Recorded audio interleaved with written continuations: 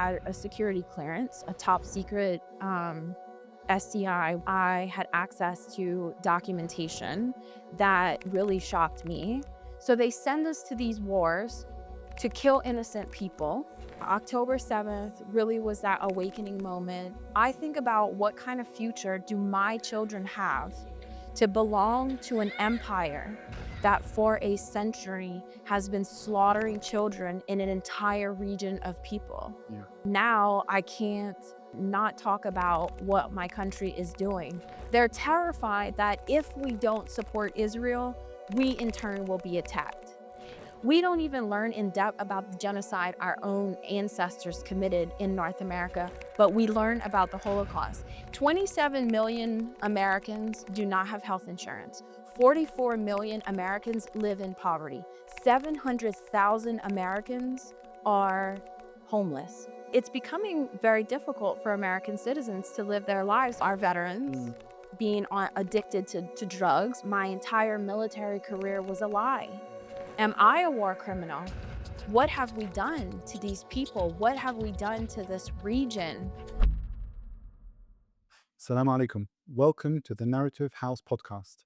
Today I'm very excited to be interviewing Josephine Gilbeau, who is a 17-year military intelligence officer from the US.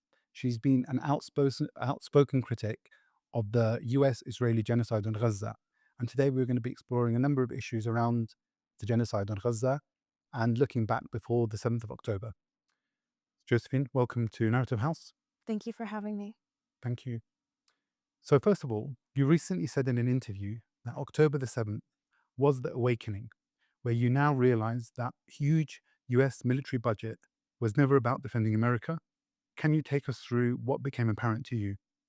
Yes, so I'm going to rewind a little bit, maybe a quick introduction of myself for your audience in case they are just hearing about me now. I joined the military when I was 18 years old in 2006, so shortly after the first invasion of Iraq. And I was a combat medic. And then in 2013, I became an officer and became an intelligence officer, went to school to become an intelligence officer. So I did this until 2023. During one of my assignments as an intelligence officer, I worked for Guantanamo Bay doing the habeas corpus writ. And basically, this is a legal procedure that allows a detainee that's being held without charge to petition this legal proceeding to try and be released. And so I was the intelligence analyst helping these litigation teams.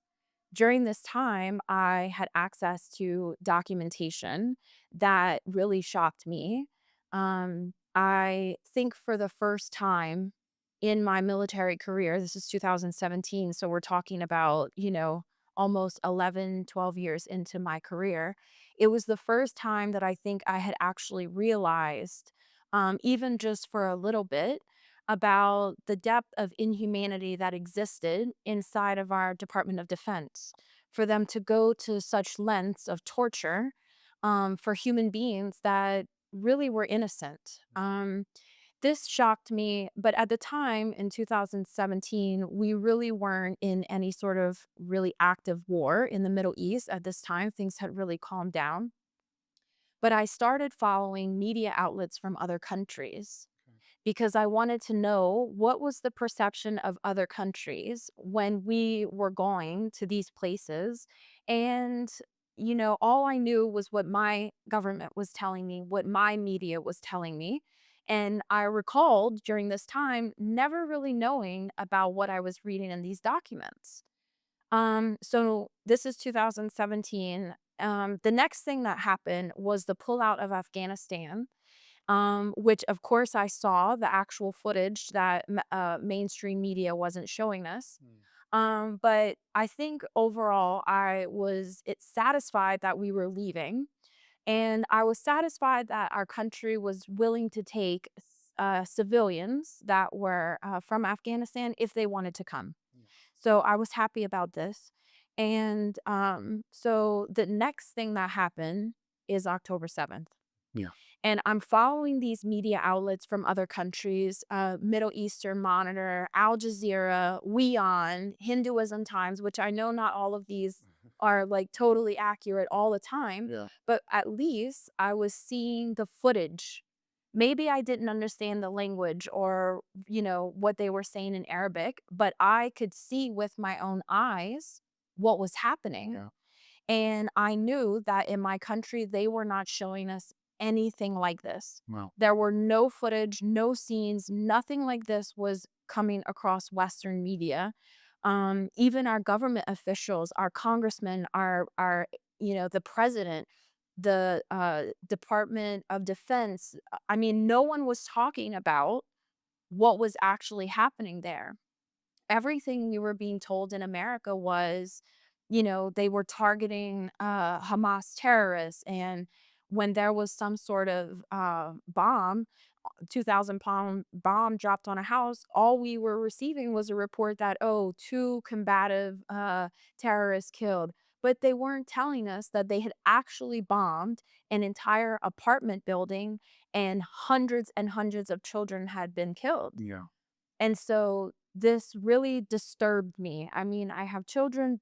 What I was watching was just like, it still takes my breath away to even think about it. And by October 24th, I knew that this was not self defense, that this was, in fact, a genocide. But I didn't know what I was going to do.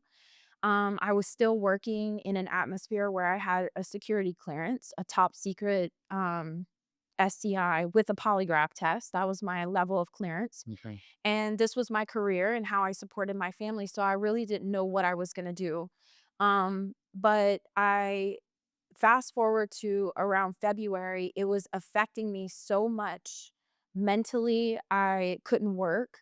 I mean, even in my own household, mentally with my husband and my kids, I was like disassociating from everything Yeah. because I was also starting to realize that my entire military career was a lie Mm. and that everything that I had participated in, whether directly or indirectly, was now questionable. Yeah. And all my friends and family and people that I've known since I was 18 years old, I've been immersed in the military culture. Now I'm looking at these people like they're war criminals. Wow. Am I a war criminal? What have we done to these people? What have we done to this region? And so, Can I just stop you there and yeah, ask you about those colleagues and other yeah. people in the military? Did they not feel the same level of horror and shock at what was happening in Gaza? Because I assume they were also seeing the same footage that was circulating on social media, even if it Um, wasn't on the mainstream media. Honestly, I think even up at to this point, so we're, let's say, October, November, we're like 4 months into it. At this point, Americans are still heavily censored. Really? Yes. Even with social media beating the algorithms, at this point, most people that I knew pre-October 7th still really had no idea. And, I I guess the started. algorithms is really important. If you're not Yes. looking for this stuff, Yes. if you're not following it, liking it, Absolutely. sharing it, it's not the same feed that you're getting. You're getting a possibly an Absolutely not. entirely different feed. Absolutely. Mm. So I started engaging directly with a lot of people that I were still close friends with about what was going on. And many of them were shocked as well. I mean, many of them were shocked. Some of them stopped talking to me out of fear because they're still in the intelligence community, Okay. which some of them have come full circle now and apologized, and they see now what has happened, and they don't understand how we're doing this as a country. Yeah. Um, but yeah, October 7th really was that awakening moment. Um, but all these steps sort of led me to this moment, and now I can't not talk about Palestine. I can't not talk about what my country is doing because I think about not only these children that I'm witnessing that are getting slaughtered, I think about what kind of future do my children have to belong to an empire that for a century has been slaughtering children in an entire region of people. Yeah. There's nothing good that can come out of that for the future of my children. My empire is falling. Yeah. Where I live, my grandchildren are going to face the consequences of what is happening now. Yeah. And So, I guess that whole point about the fact that this goes way beyond 7th of October is, I think you mentioned about the Iraq War was a lie, even questions about what was really behind September the 11th, Afghanistan, and the numerous hundreds of thousands, if not millions of people that were killed directly or indirectly due to those invasions. So it's way beyond just Palestine, I guess. yes. This is the point, isn't it? Yeah, if I'm being honest with you, just this past week, I had another awakening moment about 9/11 Mm. because I come from a conservative Republican background. And so most of the people that I knew in my life were conservative Christian Republicans. Many of them are Christian Zionists and they don't even know it, actually. And but this community of people are growing. Former Christian Zionists is what we call each other, Okay. and we're growing and we're strategizing, how can we awaken people that are our family, that are our friends, that won't look at us and say, "Oh my goodness, you're so crazy." Mm. So we're thinking about things like 9/11, the USS Liberty, which was, for the audience that may not know, USS Liberty was a Navy ship that was bombed by Israel, Yeah. sunk by Israel. Yeah. And there are survivors now that are going in the media, on podcasts, that are revealing the truth about what has happened and no consequences for Israel for this. And this was a targeted attack on the USS Liberty. And then this past week, something happened with 9/11. And strangely enough, it's mostly the former Christian Zionists, friends of mine that have platforms that have been trying to get the message out about 9/11. Okay. But I've always been really hesitant to believe it. But this past week, a recording came out that was from the recorder on the plane. And I heard the accent of I saw it on your stories actually. Yeah. There was an Israeli accent, wasn't the it? I couldn't believe it Mm. because for the past year now, I've been listening to them and I heard that accent and I knew I couldn't believe that I had even been in denial. Yeah. All this evidence had been presented to me and it took me hearing this accent to know that is an Israeli citizen. Yeah. And there was other, I think, videos you shared. One of the main responders on 9/11, I think, who was talking about the fact that a lot of it didn't add up in terms of how the buildings came down Yes, and how things lived. yes. Yeah. Even sharing that, I was still like, Yeah. maybe, Yeah. maybe this is propaganda. Now I'm skeptical of I everything, think that's the point, isn't it?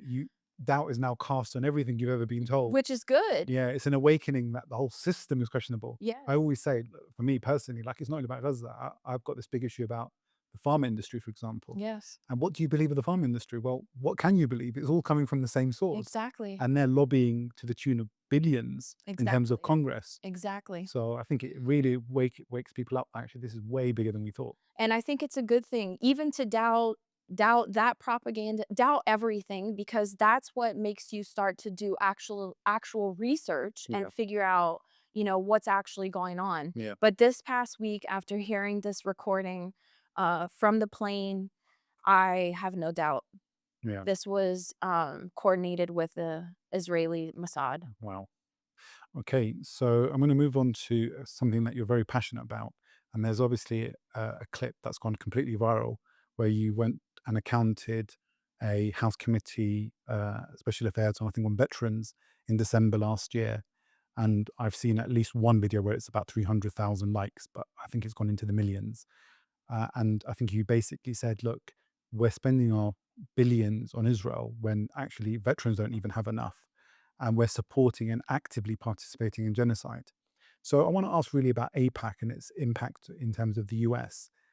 You know, what do the Americans feel about the level of lobbying and the fact that billions of dollars are being diverted to support a genocide thousands of miles away when they're actually deprived of their basic needs such as healthcare, college fees, etc. What does the average American think? Um, well, I think that there are two opinions about this. And one is the opinion of someone who understands the truth that APAC is a foreign lobby group that has infiltrated inside of our government for decades now and controls our our senators, even our executive branch. I think they do this with multiple factors, whether it's campaign funds, blackmail, threats. I know some of my colleagues from Eisenhower Media Network, former retired Colonel Larry Wilkerson, and retired Chief Master Sergeant Dennis Fritz did lobby in the Senate and Congress, met with them personally, and they felt a sense of fear Mm. from our congressmen and our senators, Yeah. because they went to talk about the truth of what's happening, and they can tell that these representatives really are in fear for their lives and their families' lives right now because that is the kind of hold that the APAC lobby group actually has on our government. But there's this opinion of Americans that understand what's happening. And then there's this opinion of Americans that feel like if we don't back Israel, our quote unquote greatest ally, that we are going to be attacked within the border of the United Oh, States. really? Okay. There's this level of fear that is it's like institutionalized onto us from whether we're in school in our curriculum because the Israeli Zionist propaganda is also instilled into our school curriculum. Wow. There is a reason why in America we only learn the only genocide we learn about is the Holocaust. We don't even learn in depth about the genocide our own ancestors committed in North America, but we learn about the Holocaust. And this is to program our minds to have sympathy and empathy towards this cause, that no matter what happens, we always relate back to what happened to them, 70 plus 80 years ago. But these people, it's fear mongering. Mm. They're terrified that if we don't support Israel, we in turn will be attacked. And this is the narrative that we're breaking now for those people. We're showing these people that you as a Palestinian is a human being and you have no intentions and these people have no intentions of attacking us. They It's probably quite the opposite, isn't it? they The thought of exactly. Israel has made it a US-Israeli genocide. I mean, Exactly. Ping, who's a huge activist, he refuses to call it an Israeli genocide anymore. He says you have to call it a US-Israeli genocide, and he's a Yes. US citizen Absolutely. because he says if you do not make it very clear that this is their partners in this, we're kind of simplifying it to just this small little Israeli state in the Middle East that's doing it by itself, which it isn't. Yes, absolutely. And this is how we're breaking the narrative because the reality is just like Palestinians, people in Jordan, people in Egypt, people in Iraq, Afghanistan, even Iran, they just want to live their lives. Mm. So do American citizens. But it's becoming very difficult for American citizens to live their lives because the cost of living is so high, education is high, health insurance is high. I think people honestly would be shocked to know that my family pays almost $2,000 a month just for health insurance. And if Wow, that's and for amazing. example, I have 4 children. 3 of them in January had to go to the doctor. 3, $200 each just for the visit with health insurance. That's shocking. So in the month of January with medication, premiums, and doctor's visit, we spent almost like $2,600 just for healthcare. Now, my husband and I make relatively decent income. We're in the middle class. Yeah. Imagine people who aren't there. That's shocking. I can't It's believe that figure, shocking. actually. That's unbelievable. It's That's like an annual wage. absolutely. Yeah, just to pay for health insurance. Absolutely. Yeah. Most people don't have health insurance. Mm. 27 million Americans do not have health insurance. 44 million Americans live in poverty. 700,000 Americans are homeless. But to go back to your question about the interrupting this Veteran Affairs Committee, I grew up, my father was a veteran, a disabled veteran. He had a severe injury from his time in the military. So he collected a disability check, which is when the government basically gives you a check every month because you're unable to work because of your physical Yeah. inabilities. We were so poor, and this will go into the economic draft. We were so poor we lived off of the government. I had government assistance for food. I lived off of government assistance for health insurance. And ultimately, my father committed suicide. My God. So I've lived this life. Mm. I am a walking example of how veterans are actually treated in America as a child who grew up with a father that was a veteran in poverty. And then and then he committed suicide, and I watched him struggle with health care from the Veteran Affairs and the VA. They don't truly, help veterans. They gave my father so much pain medicine instead of allowing him to have the surgery. Mm. When he died and I was cleaning out his room, I pulled out bins underneath his bed, and it was bottles and bottles of pain medicine, Yeah. which is what caused the opioid crisis Oh my God. of our veterans Mm. being addicted to drugs, because it was just throw a bunch of pain medicine at them to help them get Yeah. through the pain. So for me, there's two things at play now. I'm watching my government send billions of dollars to a foreign country that is slaughtering children every single day, while I'm also watching people in my life and literally committing suicide with no help from my government. Yeah. How do you even like comprehend this? How do you process this as a human being to think this is okay? Yeah. So this interruption. I was very passionate about what I said because I knew that budget cuts were on the way. More budget cuts for veterans. So they send us to these wars to kill innocent people. We come home, we realize what we've done. Now we have PTSD. They put us on a bunch of medication and say, okay, Yeah. off you go. So And yeah, it kind of proves that everyone's a victim of this yes, industrial military complex, as they absolutely. call it, these elites. You're just cannon Absolutely. fodder. We're the victims, and everyone's suffering, but they're just laughing at everyone because they continue to live their lavish lives at the cost of the Absolutely. average human being. The only ones that have any gain anything out of the military industrial complex are the elite. Yeah. The military is a pawn that Yeah. they use to get access to these resources and this land. It's all a chess game, and we are these little pieces, and they are just sitting in the chair, living these high lives on their yachts, in their castles, while the average citizen is struggling Yeah. to I'm survive. gonna explore that a bit more because there's actually an angle I want to look at in terms of how they achieve that. Hopefully, as we go on, we can discuss that. Just want to kind of also look at, in terms of critics of Israel, generally speak about annexation of the West Bank, the fact that Gaza is under siege even before 7th of October, and they look at things more from a, very looking at aspects of history. But you tend to go back to the beginning and talk about the creation of the state of Israel. Why is that? Why is it really important to kind of go back then to actually look at this whole issue of Palestine and Israel? I think for me, in order to combat the narrative that Western media and our corrupt American empire continue and the corrupt Israeli occupation continues to speak, is that this started on October 7th. Mm. And the reality is that this did not start on October 7th.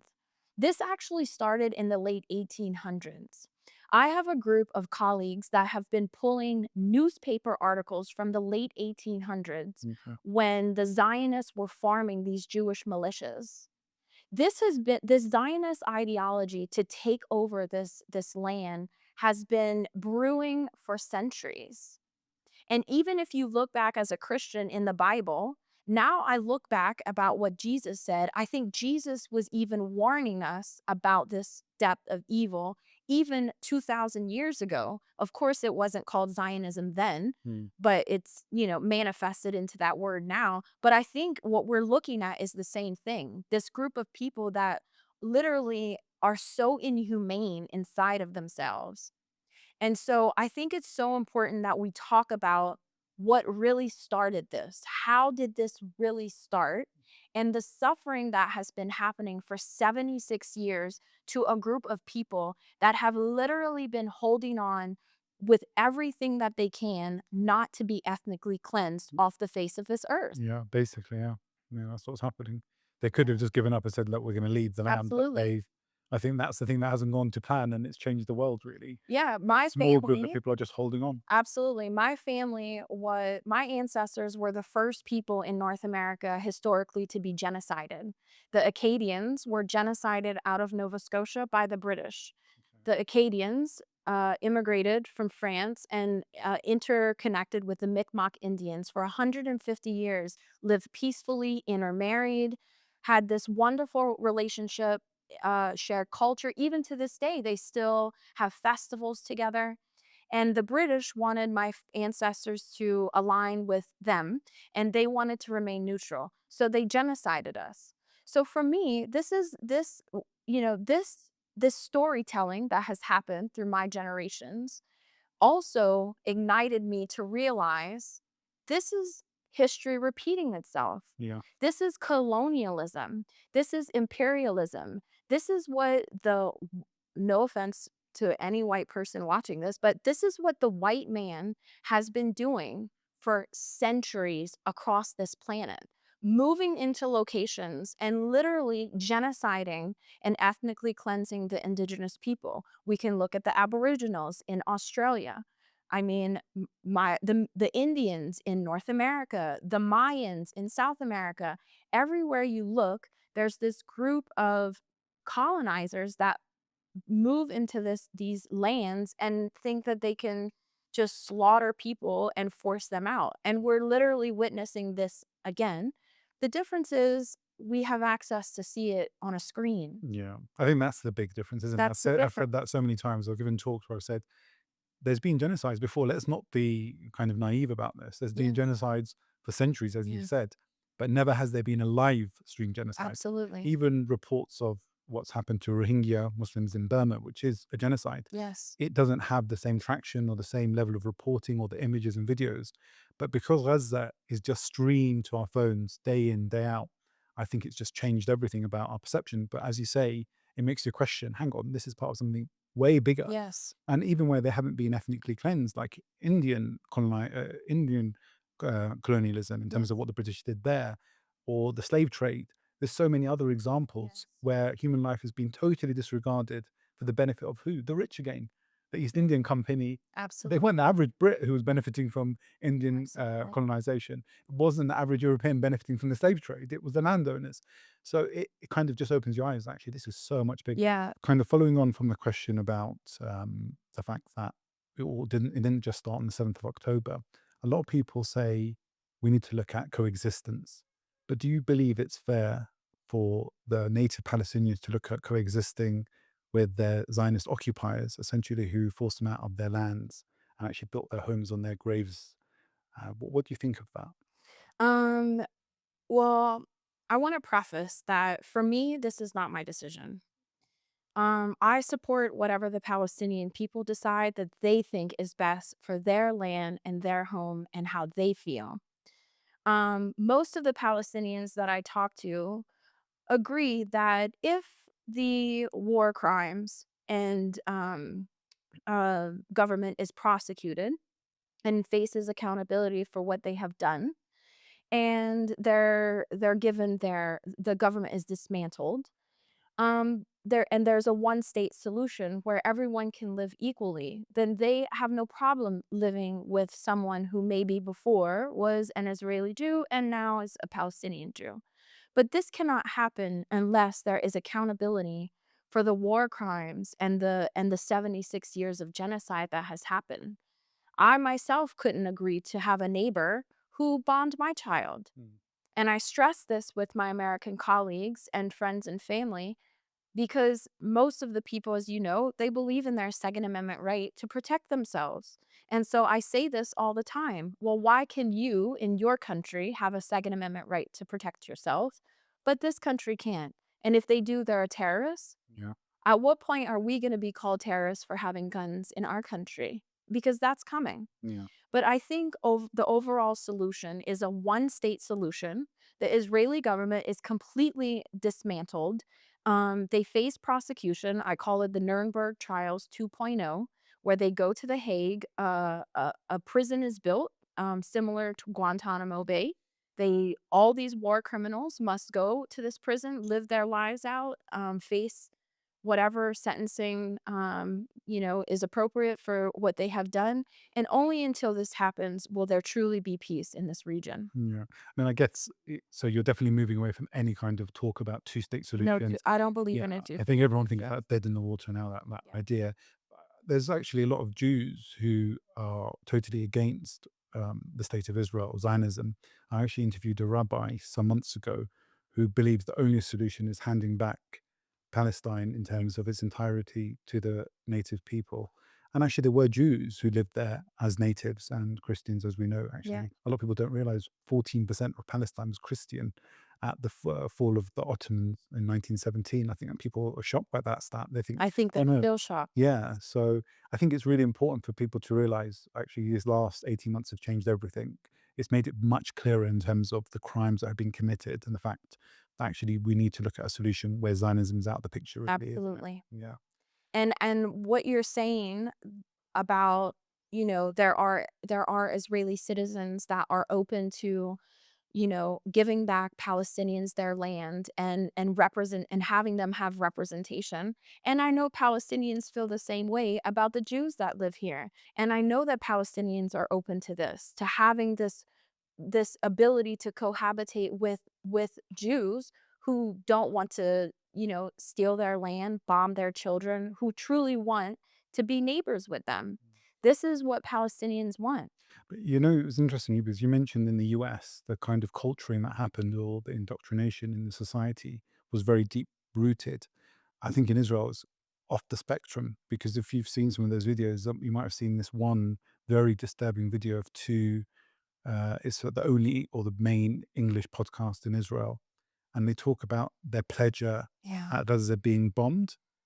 And actually, I think there's surveys and other kind of ways of measuring the support for the war, and it's actually in the vast majority support what's happening there, even the mass slaughter of people. So I think a lot of Palestinians cannot see a situation where any kind of remnants of the current setup would continue. It's like a clean slate and Absolutely. then complete liberation. As for Jews and their future in that region, it would certainly not be any respect for those who are Israeli and kind of supported that state. There are original Palestinian Jews, for example, who were there Yeah, hundreds of absolutely. years before, but they were a small proportion compared to obviously the settler colonialism that was encouraged across the world, especially from Europe. So one of the other things I've seen on your social media feed is about the lives of people in Jordan. You talk about how they have the same aspirations, dreams, and that they love their families and their grandparents and their children. What is so wrong with the world that we have to actually humanize people in places like Jordan and Palestine?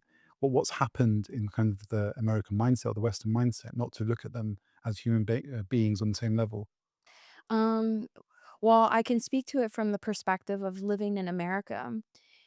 Shortly after 9/11 happened, the government needed the support of Americans in order to invade an entire region of people. And this is really where when the propaganda started. And I remember as a child having this fear towards anyone that considered themselves as a Muslim or as the word Islam just in and of itself represented terrorism. And then, of course, when I joined the military at 18 years old, we are so programmed to believe that anyone that dresses in traditional clothing, wears the keffiyeh, speaks the Arabic language, is considered the enemy and a terrorist. And if we don't kill them first, they're going to kill us and they're going to come here and kill us. Like, this is the type of fear mongering that happens even as children in America. This is what we're taught about this region. And I think it's so important for me to show this to the American people that these people are just like us. And everything that we have been told by corporate media, who is run by the Zionists, is a complete lie. And the only reason that they're doing that is in order for to try and brainwash us to support our money going to kill these people. Yeah. Because otherwise, if you humanize a person and then you kill them, you will have a bigger reaction. And that's one of the reasons why you don't see that big of a reaction happening from so many Americans, because they have dehumanized Arabs and anyone of Muslim faith so much that when this happens to them, it's like it doesn't even move their body physically. It's like their eyes aren't connected to their heart anymore when it comes to these people. And so for me, I just want to show the world that these people are just like us. They laugh, they love, they're so sweet. I mean, I have never met so many sweet people in this country that are just so hospitable towards me, so forgiving too, because I mean, I'm sure you understand and your audience will understand. I was in the army for 17 years. There's a level of understanding that you have that most likely what I participated in, yet still you sit here with me in a forgiving way and an understanding way, because now you know that I see the truth. And so I just want the world to be able to see that side. And it's like millions of dollars worth of propaganda out the window, honestly, because these people are amazing. So, Yeah, yeah, no, I think that is an amazing point, and it reminds me of something like in early Islamic history, because where our kind of prophet, peace be upon him, came from in Mecca, there was a lot of persecution and propaganda. And then when he finally came back, he said, "You're all free," and it was like just forgiveness, because the system is what corrupts. yes, It's not the individual, and the individual is only serving within that system. And as soon as you kind of change that way of thinking and remove that propaganda, you have a totally different result. And that's why as absolutely. human beings, we're never going to be the enemies. It's the system that capitalism has unfortunately brought so much misery on the world. That is the problem. It's not the people. And I think we see that's why there probably is that forgiveness, because it's not, no one actually looks at the individual and says, "Oh, you're the problem. You're part of a system that's unfortunately brought this destruction on to the world." Absolutely. You know, I started really looking at the Islamic religion, and I even started reading the Quran just to see like what the Quran states. And I started with the chapter about Maryam. And I was so surprised about what I learned about how much love and respect Mm. that the Muslims have for Jesus and Mary, and that they believe this story about Mary having immaculate conception and having this son Jesus, and he taught and he heard the word of God and he spoke the word of God. And honestly, now that I'm immersed in this culture here in Jordan and really getting to know people that have become family, I feel like people here love and respect Jesus Christ and his teachings way more than Christian nationalists in America.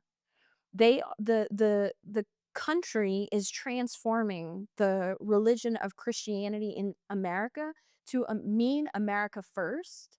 Like this, Seems like a like nationalistic project. right, like America existed when Jesus was here, right? Like no, this isn't what Jesus called for us to do, Mm. and I feel like this region is still immersed into Jesus's teachings, and, it's revealing a lot of hypocrisy, Yeah. really, I don't know if you know of a story that happened in early Islam, that when they were being persecuted in Mecca, the Muslims, they sought refuge under a Christian king in Abyssinia. I don't know if you know that. So the Prophet Muhammad, peace be upon him, sent initially one group of Muslims there, and then soon followed up with another group. And the people of Mecca, the ones who were trying to oppress them, actually sent a delegation to try and take them back. And they came, they spoke to the king, and they said to the king, "Hey, listen to what they say about your religion." And then he read verses from the Quran, and he goes, "Well, the difference is like this stick, like it's just a line in the just sand. a little There's obviously this has come from the same source." And they say that he became Muslim in the end of his life. But in any case, they lived under the protection of a Christian kingdom. That's a fact that a lot of people don't realize in Islam. yeah. That's I'm where not they sought refuge. He surprised. didn't send them somewhere else. He sent them to the Christians because he was a fair Christian king. So it's these stories that I think would Yeah, be a I'm not revelation for many surprised. people. The reality that Christians, Jews, and Muslims have lived together for centuries peacefully is surfacing now. More people are realizing that this divide that has happened is because of the Zionist ideology and the Zionist entity that has infiltrated into this area. Prior to this, people lived peacefully together. I mean, of course, there were wars, and of course there were battles, but for the most part, these people lived as neighbors. Can I ask you a question? Because you've mentioned about Zionism's kind of influence in the US and even further afield. But a lot of people say, look, Zionism is one thing, but there's capitalism as well. How much do they both contribute to what we're seeing in terms of wars and kind of oppression in the world? Well, unfortunately, I think that the Zionist Jews have a very large percentage, make up a very large percentage of the elite in on this planet. Mm. And so, They're being intertwined they're almost. being intertwined because of this. Mm. Yeah. Okay. You mentioned about the economic draft in terms of your personal story. Obviously, we talked about how wars are usually actually being fought for the elites to extract resources from wealthy countries and from across the world. How do they use propaganda, those elites and the kind of tools that they have to support this insatiable war, that kind of call for war? So, starting with the economic draft, in America, most people who join the military do so from rural areas because they are born and raised in poverty and they don't really have any other options. One of the biggest incentives of why people join the military in America is because they offer us a free college education, Okay. which is one of the reasons why I joined as well, because my family would not have been able to afford for me to go to college. So we call this the economic draft because they almost are forcing Americans to live in these impoverished situations in order to be able to incentivize citizens to join the military. Yeah. So this is what the economic draft is. And then I'm sorry, second question. So how did they use what kind of propaganda Mm. did they use to actually achieve their goals? So you mean for recruitment for Yeah, people? for recruitment and the kind of call toward Oh, arms, because obviously you have to then convince mhm, those military personnel to go and fight these wars across absolutely. the world. Well, first they fear mongering. Yeah. These elites use these strategies and they do it over this very long period of time. This doesn't just happen overnight, or sometimes it does. If you look at 9/11, 9/11 is the perfect example of how the Zionists coordinated this attack, knowing that something like this would result in an entire continent of people supporting whatever they decided to go and do. And we're looking at this again, by the way, with what's going on with Iran.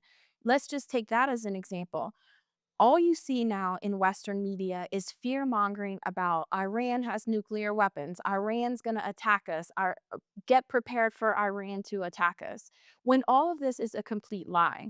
But the reason that they're doing this is in order to convince the American people who are so uneducated and unaware of the reality of what's happening in this region to support these government, like I guess, opinions and these corrupt government leaders in saying, this is where we must spend our money. This is what we must do.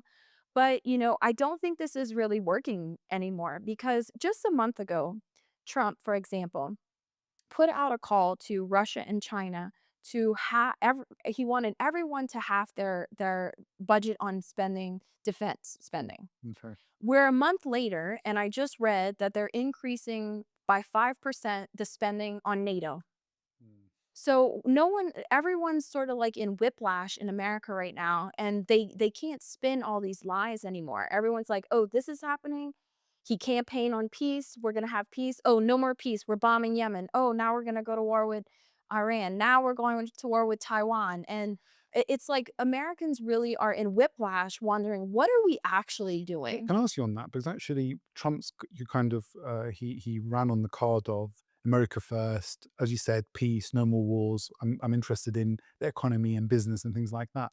But actually, his policies have been very different. Absolutely. How were actually that kind of core support for Trump in America viewing his actions? Oh, there's a significant crack. There is. Oh, there's a divide happening Mm. on the side of the Republicans, and I follow candidates, on their social media just to see how are their constituents responding to what they're saying. There is an overwhelming amount of response of, "What are you doing?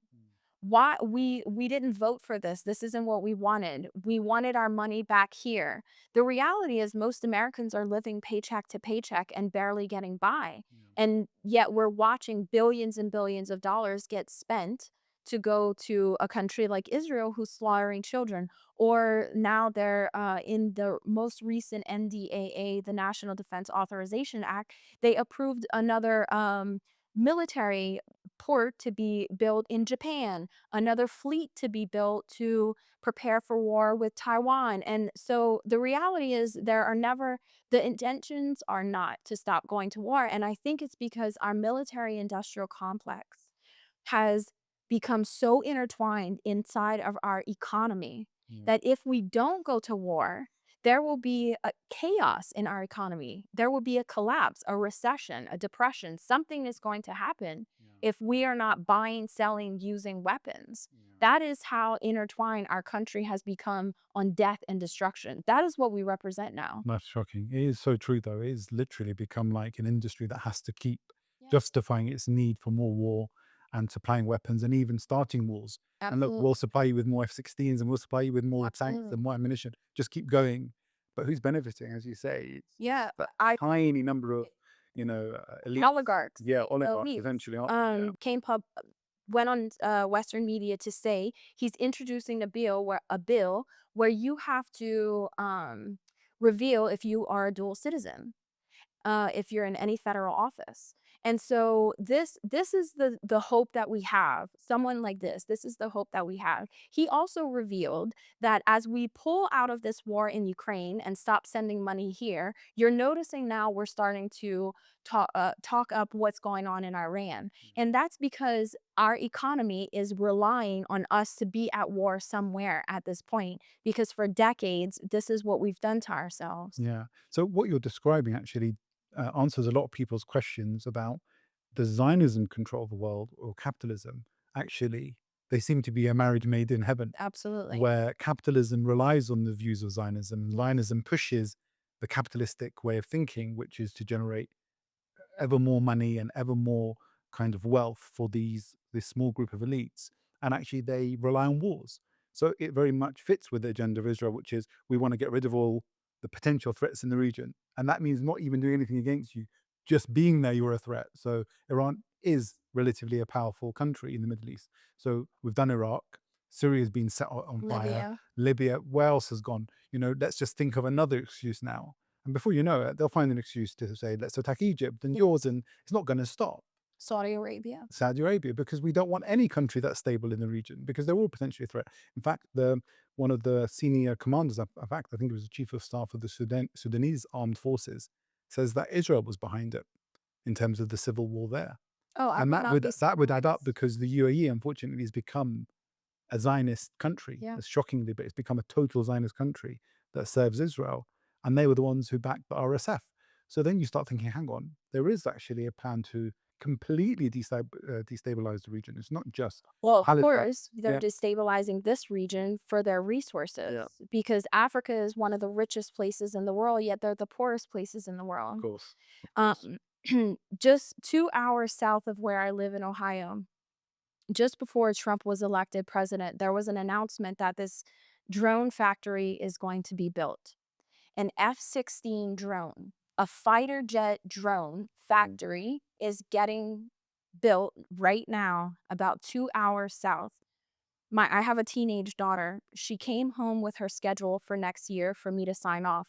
One of the electives in the high schools now in this area is Drones 101. Yeah. They are now teaching our children how to pilot drones in high school so that they have skills and talent available for these drones that these death and destruction machines that they are building in our country. That is shocking, isn't it? This is the Very direction shocking. that our country is going right now. Yeah. Okay, I'm going to move on to what is potentially seen as a bit of a controversial question. And I think you've been one of those very outspoken people in saying that military intervention is required in Gaza. In fact, it's something that has gained a lot of momentum, especially in the Muslim world. So there's been many kind of scholars and even some political activists who said, look, this is unacceptable. We need to intervene. but the regimes themselves are very much in the pocket, unfortunately, of the West. And the US itself has bases all across the Middle East. So, a question that I've got, a very specific one, especially in your position as a former US military intelligence officer, what would your response be that actually you're not taking on Israel, you're taking on the US if you try and actually intervene militarily? I think that let's look at the structure that was set up on the southern border of Lebanon, for example. You had these UN peacekeepers who were set up along the border, and until they were removed, this was working. If the Palestinians agree to this, because like I said before earlier in the podcast, whatever the Palestinians decide ultimately is what we should do. But if they were to agree for a group of states to form a peacekeeping mission with military forces to come and protect the Palestinians, to remove the IDF and the Israeli forces not only from Gaza but from the West Bank as well, I don't see what the problem with this is. They need No, no, protection. I mean, I think, I know, so to be clear, I think I definitely agree with you. And I think the vast majority of people, especially in the Muslim world, because this has been seen as an ongoing issue way Yes. before 7th of October, that military intervention is required. And in fact, had this been in any other arena internationally, a military force would have moved very quickly. I always give the example of Nazi Germany. Yes. Did anyone say, oh, let's talk about this, let's kind of discuss what options we have? There was a declaration of war immediately after Poland was invaded. They moved their forces into Yes. France immediately after Poland was invaded. And obviously, it took many years as Nazi Germany was very powerful, but the world collectively agreed they had to remove this occupation. In fact, the US were the ones who finally overcame it. Not to say what they replaced it was with any better in terms of what we've now lived 70, 80 years later, but in terms of Nazi Germany itself and what it did in terms of the crimes against humanity, everyone agreed that it needed to be stopped. Yes. But that question is not even on the table in the region, because if you say that, I mean, you can actually get in trouble for saying it. Yeah. But let's say at the very least, if someone even starts agreeing with you, they'll say, okay, I'll take what you're saying as correct. We do need the military intervention. How do you move? Well, it Because even a peacekeeping force isn't going to act, because unfortunately, NATO is under really the authority of the US, and the UN is being completely impotent to do anything. if the United States does not agree to a peacekeeping group to intervene and come in and protect and so serve as a barrier, Mm, if you will, between Israeli forces and Hamas, militias will form. Militias are forming. mm, There are citizens all over the world that are thinking in their brains right now, always. how are they going to get to the Middle East to form an army to go help Gaza? I've heard that many times. Eventually, this is going to happen. People have asked me, is there any way former military veterans, is there any way I can go help the Palestinians? And I say it's virtually impossible. You'll never get through Israel. I mean, you can never get through, you can't go to Palestine. I couldn't even go on a I know, Christian pilgrimage, I know. much less you trying to go help the Palestinian people. But if they don't agree to this, what we're going to witness is militias forming all over this planet for Palestine. Mm. It would behoove them, is what we say in the military, it would behoove them to agree to a peacekeeping organization to come in and end what we're witnessing before we witness an international army form. We're talking about the reality of a human being, an adult, a mother, a father, who is watching children getting slaughtered every day for a year and a half. You start to run out of ideas of how you can stop this when you've emailed your senators, you've called them, you've protested, you know, you've shared on social media, you've begged, you've cried, you've pleaded. You start wondering, do I need to go and fight to save these children's lives? This is I think I agree with you on that. this is what But people are fact out, thinking. practically speaking, we can't do that. So one thing that I've had conversations where people said exactly the same thing. Let's get a force, let's go there. I think, my friend Sean King, who I've met and discussed with, said, let's go to the Egyptian border. I said, you can't get to the Egyptian border. People are Because, willing to but, die. but we won't get there Well, because don't then. unfortunately, you know who will stop us? It's not Israel. Egypt. Yeah. And that's the reality, unfortunately. They'll Our regimes th will stop us. I'm gonna tell you where people are at this point. They will die trying to get there. This is the level that our corrupt American empire and the Zionist empire, this is what they're bringing out of people, where they don't want to live in this world anymore. And if they have to die trying to stop what they are doing to these children, this is where they are now. I totally get that. And I feel So that emotion. I want to ask you a question that, someone will figure out how to do yeah, it. more politically in relation to what you're saying, is the support for the war on Gaza, the genocide on Gaza, so weak now that America may actually struggle to join the war if it does actually become a regional conflict? Do you see a situation where potentially masses of American soldiers say we're not going to serve? Because I know it happened in Iraq, but it was small numbers.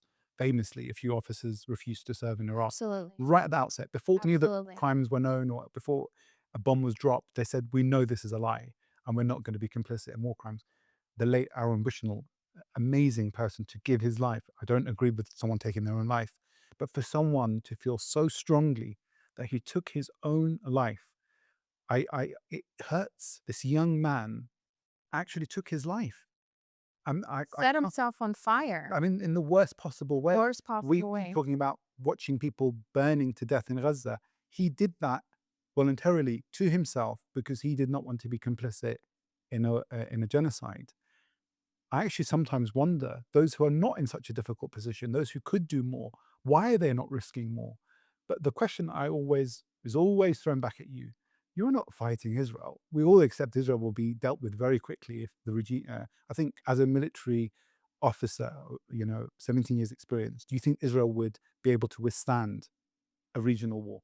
Absolutely not. It would be. I Absolutely think it's not. clear It will cut, be clear, gone. gone. I don't even So it's think only do the US support that survives. absolutely. I don't even think that our country has the capability to withstand a regional war. That's Our that's recruitment numbers are down.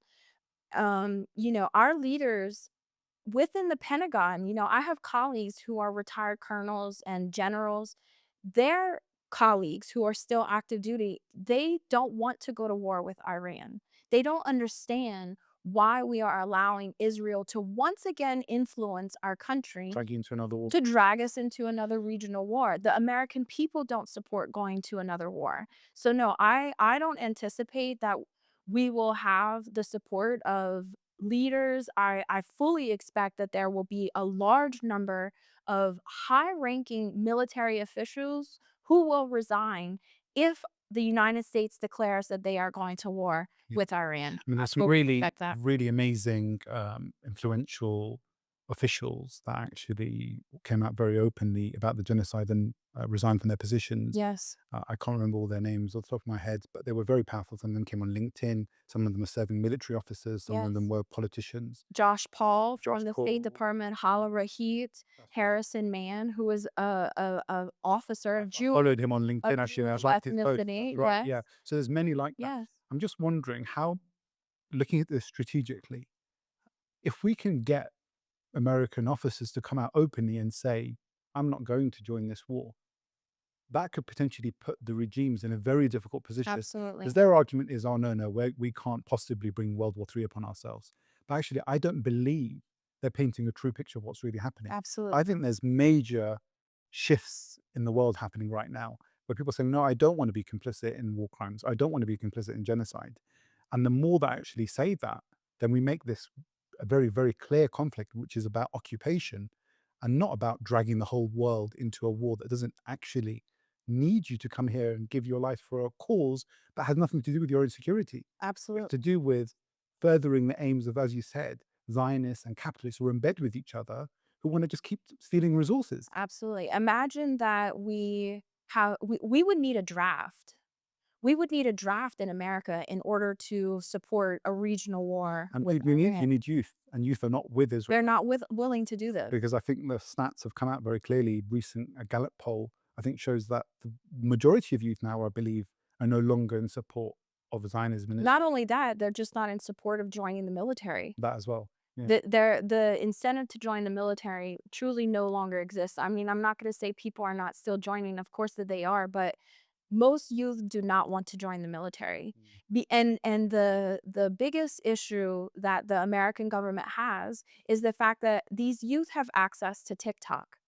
This is one of the most popular.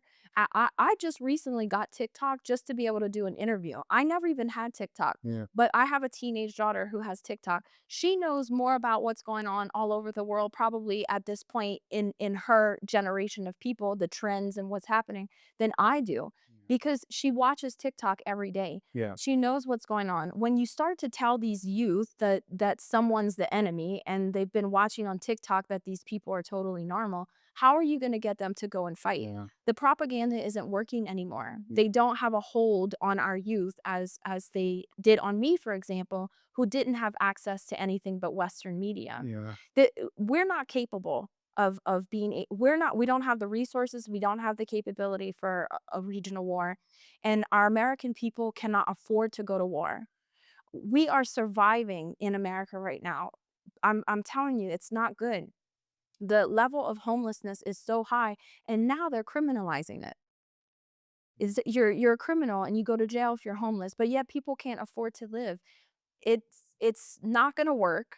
And before everything sort of snowballs into having mass people from all over the international communities going to Yemen or going to Syria to support, these organizations that are trying to save these children's lives, just get a peacekeeping mission, a military force of states, Ireland, South Africa.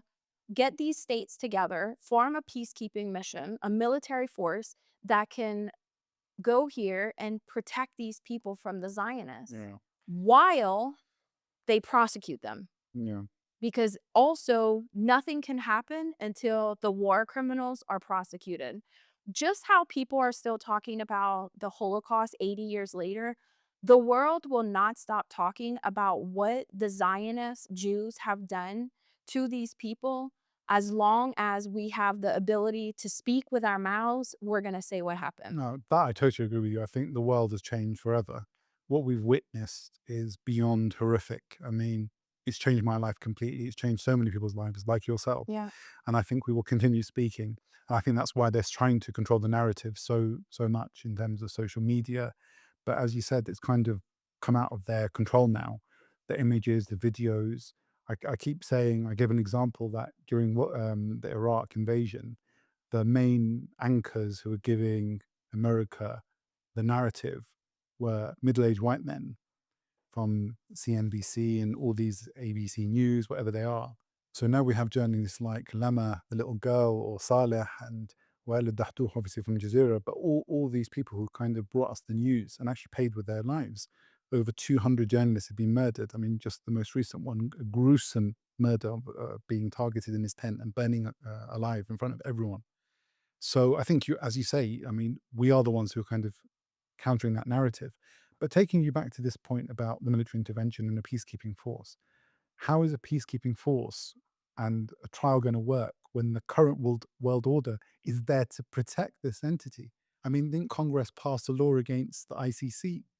Something Sanctioning. sanctioning them, sorry, it wasn't a law, it was sanctioning them for actually saying that Israel was committing genocide. I mean, that's how deeply rooted the Well, the problem is. reality is the American empire is falling, Mm, and the global south is aligning themselves together. yeah, And as we watch Trump um, implement this tariff war that's going on between China, we're only further we're only speeding up the trajectory of the fall of our empire.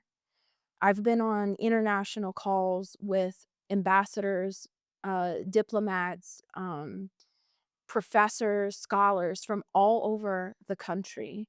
And most of these countries are realigning themselves where their economic alliance, their security alliance is away from the United States of America. yeah, This is the reality of what's happening. The American empire is falling. So even Marco Rubio, about 6 weeks ago, it almost looked like he had this nervous fear on his face because Brazil had signed this very large contract with I can't remember which country it was, and they were going to bypass trading with the US dollar. Mm. And he even says in this video about what that does to the United States, it halts us from having the ability to use sanctions against these countries. We are losing our grip, and as every empire that falls, when as it falls, the grip tightens up. And so that's why we're seeing these it's like chaos happening. You wake up every day and it's you turn on the news and just sleeping 12 hours, you can't even catch up with True. everything that has happened. That's very true. And this historically is what happens when an empire is falling. Mm. Just like I mentioned earlier, a month ago, Trump is requesting everyone cut their defense budget by 50%. Now he's saying increase the defense budget. We're taking over Greenland. We're taking back Panama Canal. The Canadians just announced that they've cut military ties with the United States. They're threatening to cut electricity from like four Yeah. states that they provide electricity to over tariffs. Our empire is falling. So when we talk about the world order, the world power, and it being owned by the United States of America, here in the near future, that's not going to be the reality. And as an American citizen, I am actually willing to accept my country falling if it means we can rebirth something new where we have foreign policies that don't include colonialization and the genocide of people. If it takes my country to fall and there to be an uncomfortable way of living inside for the people, which is ultimately what will happen. The people will suffer the most. But if this is what it's going to take for us to stop slaughtering children, most people in America at this point that I talk to are willing to embrace that suffering in order to end what we're witnessing. And I think the reality is that most people will live a better life without this Absolutely. current American empire, because you've said so many things. The opioid crisis, when you mentioned that, remind me of some research that I did. Actually, hundreds of thousands of Americans have died as a result of the addiction to opioid medicines, pain medicines, which were actually pushed by a pharmaceutical company, even though it wasn't in the interest of those patients. Absolutely. You talked about the health insurance, the number of people who are homeless. Actually, would it be a worse future for the average American? Probably a much better future without the American empire going about its wars and funding its bases and its, Absolutely. various military machines that are working across the world. I think the average American probably be Be a better off. better life. Yeah. You're So probably right. if we rebirth and move away from a capitalist system that actually hasn't brought peace and security to most people. So I think it's an interesting point that actually we need to look hopefully beyond a future where we can all live a better life, and that's not currently happening in the current world order for sure. No, the biggest concern that I have is as our empire continues to fall, because I think of this empire falling in terms of how will an historian write this Mm. without bias. So I imagine myself, I'm a historian, I'm writing this, and I'm also comparing it to history before when empires have fallen. And the biggest concern that I have is something similar to what the Israeli occupation has called the Samson project. Are we going to go down as an empire releasing nuclear bombs Right. in all of these locations? Yeah. Or are we going to realize that our empire is falling? We must pull back from these wars. We must look at our foreign policy. We must make a change. Otherwise, the people of America will suffer. Yeah. They will really suffer. There is going to come a point in time where our homeland will not be safe. How many people do we have to kill and cause how much death and destruction do we have to cause on this planet where the whole world is isolated against us, where they start targeting our infrastructure? Yeah. And that's what it feels like now. It feels like the US is just using pure military might now and its power. Yes. And everyone knows it's unjust. Everyone feels it. Yeah. Everyone's boiling with anger, sorry. But we look at it and go, well, how do you counter it? because the US is so powerful. I think one journalist put it perfectly. It is the most powerful empire in history. Yes. And people forget that because it's got its tentacles Weapons. everywhere, unfortunately, in bases across the Yes. world. But what underpins an empire is the people, and the people don't seem to be believing in it as they did in the past. And I think that's where it Absolutely. starts crumbling. I just want to finish off with the last question about a recent post that you released on your social media. The fact that you tried to enter into Palestine and you were refused. You wanted to go for religious pilgrimage, and you mentioned you wanted to go and visit all the different places that you'd listed. And after some interrogation, you were refused entry. Um, and I just wondered, how would people view this, that an American citizen was refused entry into this apartheid Israeli occupation? But at the same time, are they aware that, for example, Christians and Muslims live side by side in their millions actually across the Muslim world? So in Jordan alone, I think it's probably, if not in the hundreds of thousands, possibly even up to a million. In Palestine itself, there's a large Christian population. In Iraq, there is. In Egypt, there is. Actually, Muslims and Christians have coexisted in this region for 1400 years. How would actually people view that? That actually you're being prevented to undertake a pilgrimage in a country like Israel, while in fact, on the other hand, Muslims and Christians are living side by side. Yeah, I think this really goes against this narrative that the Israeli lobby group pushes inside of my country. They use this organization, Christians United for Israel, CUFI. It's this large Christian organization, and it's just Christian Zionists. And they are Christian by name only, is what I call them. They don't truly practice the teachings of Jesus Christ. This is all propaganda in order to try and convince the American people that the Israelites in the Bible are these white European people that are claiming to be Jews that are coming back to this land that supposedly their ancestors sometime back lived on thousands of years ago, which we all know that that is not true. But as a Christian trying to enter into Israel, for me, it was honestly just another wake up call for myself because, you know, I'm convinced as I'm growing up, I'm convinced, no, surely as a Christian though they'll like me, right? Mm. They may not like my pro-Palestinian stance, but as a Christian, they'll definitely let me in and to visit the Christian sites. No, they won't. Not even this. They actually don't care about Christians. Yeah.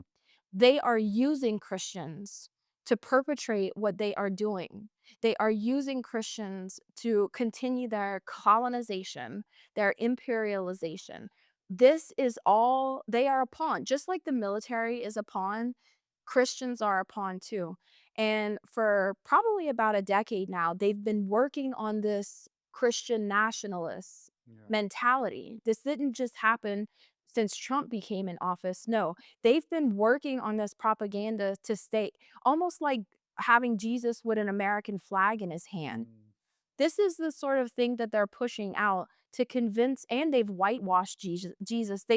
I tried looking for a nativity set this past Christmas. Everyone's white.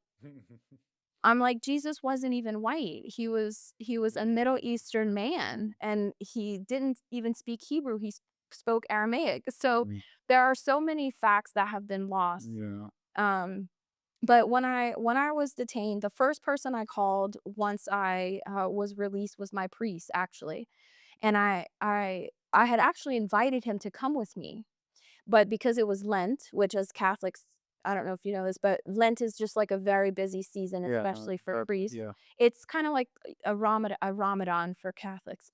And so he was like, I can't go, I'm so busy. But when I let him know that they didn't allow me in, he was also very shocked. Mm. I said, when I get home, I want to meet with the Archbishop. I want to let him know what happened. And then also, I want to reach out and set up a meeting with someone from the Vatican Yeah. to I think let. it was a very well-known Christian leader recently said something quite open about the genocide in Gaza and actually calling on Trump not to continue supporting it. It's like, I'm not The sure. Pope. Well, no, not the Pope had already. Yeah, There's someone in America, one of the I'm not senior. sure. I'll send it to you. Yeah. But it was interesting because I think it's maybe marking and at least this questioning of this supposed unity between Israel and Christians, which actually is far from the truth. It's false. I mean, there's one really interesting story, and it really hit me about Gaza, Palestine, and Israel, and all of this kind of stuff that we've been talking about. But I never knew there was three churches in Gaza before the 7th of October. And it just makes me think, as a Palestinian, knows the region well, knows the story well, I never knew there were Christians still in Gaza. I actually thought I knew there was in the West Bank, but I thought Gaza, no, it's a very small enclave, there's not going to be Christians there. Then to find out the third oldest church in the entire world is in Gaza and protected and looked after Yeah. and safe was like just a revelation. And then something hit me really like out of the blue how much the propaganda has affected people. That if you asked an average American Christian, oh, are Christians safe in the Middle East? They'll probably say to you, no, Absolutely. they're They not. will say no. But then what was amazing is 1400 years ago, what we consider the second caliph of the Muslims, Umar al-Khattab, radiallahu anhu, who was the second leader after the death of the Prophet, peace be upon him, he entered Jerusalem. He was one who opened Jerusalem. And he famously protected all the Christian sites. But then there was an amazing encounter that happened where the Christian, I can't remember his kind of position in terms of the church, uh, offered him to pray in the Church of the Holy Sepulchre. And he refused. He goes, if I were to pray in this church, Muslims after me may take that as a sign to take this church as their own. Mm. So he goes, I will refuse to pray in this church. And I'm thinking, this man has probably been, in terms of what he stands for, has been attacked and, vilified. But he did not pray in a church because he did not want to take that sanctity away from Christians. But yet churches are being bombed. Yes. Literally, Christians are being slaughtered Yes. by those who claim to be allies with Christians. This is all Doesn't it still just being show you how censored. crazy it is? It The it's church is not safe in Gaza, and here's a church that our leader would not even pray in. this reality is actually still being censored to not only to Americans, Christian Americans, but also the clergy. Because there was a letter that was signed by hundreds of Catholic organization and Christian organizations, the Franciscans, nuns, um, archbishops, priests, and I asked my priest if he had any communication coming from the Vatican about everything that's been going on. Because I assumed that if the Pope is speaking so openly about this, and of course, there's the Archbishop is he in the UK? Yeah, I think he's. Well, I don't know what his views have been. I mean, I think the Pope has probably been a bit more outspoken. There's another archbishop that I think is in Britain somewhere that has been really outspoken, and I expected that they would be communicating what's going on to the archbishops in America. So I asked my priest, "Has anything come into your email about what's going on?" He said, "Nothing." The priests in America aren't receiving any sort of correspondence or communication about what's going on inside of Gaza and Palestine in order to get that message to their congregations, to pray for them, to speak for them, to do Yeah. something for them. So I asked him why. He said since he has always known, like since he's always been a clergyman, there's a divide between the archbishops inside of America and the archbishops overseas. There's a lack of communication that happens. And I thought, well, if I can understand that this is the root issue, that there's a lack of communication from the Vatican coming down to the archbishops, coming down to the priests, perhaps there's a solution here. Hmm.